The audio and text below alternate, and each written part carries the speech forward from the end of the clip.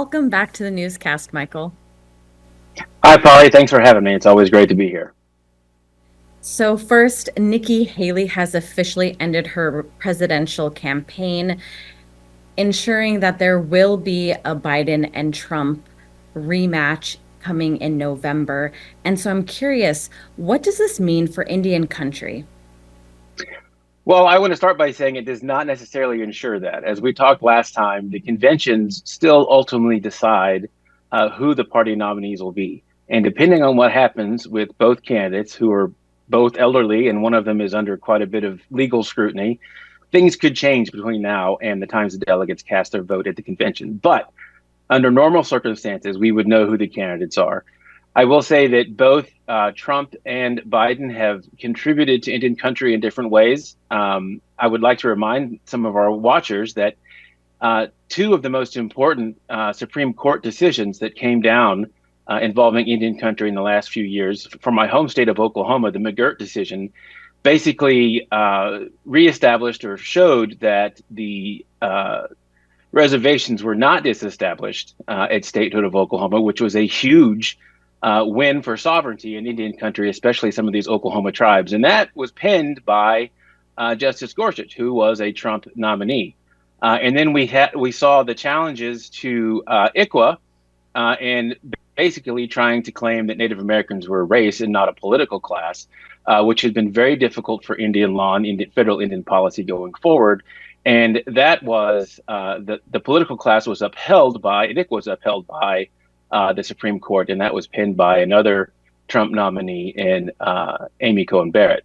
So there are good things from both sides. I think as we start talking about the political roadmap going forward, it is very important that tribal leaders and individual tribal members continue to engage with the federal government and remind them that we're still here and we play an important role in the states that we live in and in American policy and economy in general. And how important is the Native vote this election? So the Native vote has always been important. This year, it also happens to be the 100th anniversary of the Indian Citizenship Act of 1924, which was signed in June of 1924. So this marks 100 years since American Indians were actually recognized as citizens of this country. So very important. When you look at the political roadmap and you look at the Electoral College, there are certain swing states that are super important to who actually occupies the White House. You see Arizona, Wisconsin, and Michigan as three of those. And then also when you start talking about the makeup of the U.S. Senate and the U.S. House, those states are also important. And in those states, you see a large Native population that can, in fact, make a huge difference in who wins and who doesn't. If you take Arizona, for example, there's a little over 400,000 tribal members within the state of Arizona. And the numbers in the 2016 presidential election, Trump won by 91,000 and Biden won by 10,000. So you see that tribal members can absolutely make an effect there. I will say the data is difficult to discern about what tribal members actually voted. If you look at a lot of the statistics, people look at the northern counties where you see the Navajo reservation, the Hopi reservations, and how those counties voted, but they don't take into account urban Indians in the Phoenix area and how they voted. So it's difficult to know exactly how many natives voted in those elections. And if we leave it to CNN, we certainly don't know because they still consider us something else. So, but in the other states like Michigan and Wisconsin, we can see a little more of the effect. They're not quite the same effect that we have as in Arizona. Wisconsin, the vote difference in 2016 and 2020 was around 20,000 votes, and there's a little under 100,000 American Indians who live in Wisconsin, so absolutely they play a role there. In Michigan, the vote difference was quite a bit in 2020 with about 150,000 votes for President Biden, and there's a few less Native Americans who live in Michigan, but they still play an important role in that swing state. And Mitch McConnell has said that he is stepping down from leadership position in the Senate. And so I'm curious, what are your thoughts about the possibility of Senator Mark Wayne Mullen? Well, for those of you who don't know, I was the chief of staff for Mark Wayne for many years while he served in the House. When I first started with him, he was one of two Native Americans serving in Congress. He and Tom Cole, both from Oklahoma. Now we have more Native representative, and Senator Mullen is now the only Native serving in the Senate, and the first since Ben Nighthorse Campbell retired in 2005, I believe. The chances of him being leader are pretty slim, though personally I think that would be a great idea, especially for Indian country and especially for Oklahoma. But I think John Thune, who is a member from South Dakota and does have relationships with Indian country and understands Indian policy, I think is also going to be a very good pick as the Republican leader. At least he comes from a state that understands natives. He himself has run some good native policy bills, and I think he's someone that Indian country can respect and look to for leadership.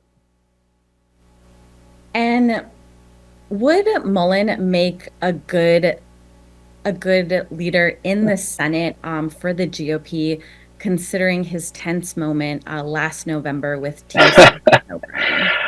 I think that we talk about that moment. My phone blew up that day that happened. Everybody asking me what I thought.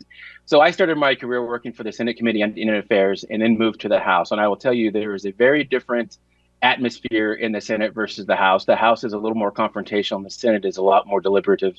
And obviously, Senator Mullen behaving like that or asking questions like that and being so confrontational is unusual in the U.S. Senate. I will tell you that his constituents ate it up. They loved it. People in Oklahoma were just very excited to see him push back and to take a very strong policy stance. I think if it were up to the people of Oklahoma and his constituents who loved that, absolutely he would win leader. However, his constituents for leader are other U.S. senators, and he being a freshman and kind of taking a different tack in being a senator, I think it'd be difficult for him to win those votes needed. But I would love it personally. And just very quickly here, you were at the Reservation Economic Summit. Can you tell us about why this yearly gathering is important? Yeah, absolutely. We saw Native leaders from all over the country, not just tribal leaders, but leaders in business and leaders who are working in our federal government. I think it's very important for us to have these conferences like Res, where we get to hear from the federal leaders who sometimes aren't doing what we want them to do, and it's difficult to get them in a place where we can have conversations.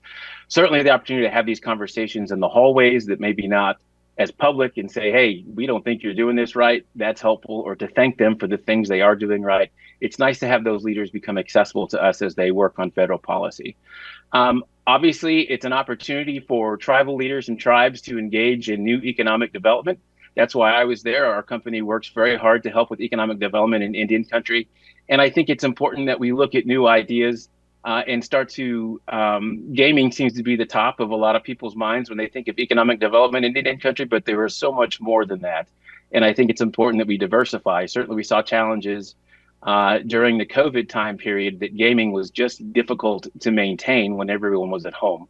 And so I think a lot of tribes saw the challenges to their revenue stream, and places like Res help us overcome those things and give new ideas. And obviously we get to see old friends, got to see you, Pauly, got to see Mark, and got to see one of my favorite Democrats, Holly Cook McCarroll, who we talked for a few minutes, and were reminded that we should be doing a political podcast together to discuss the different ideas in Indian country. So I hope that comes to fruition someday.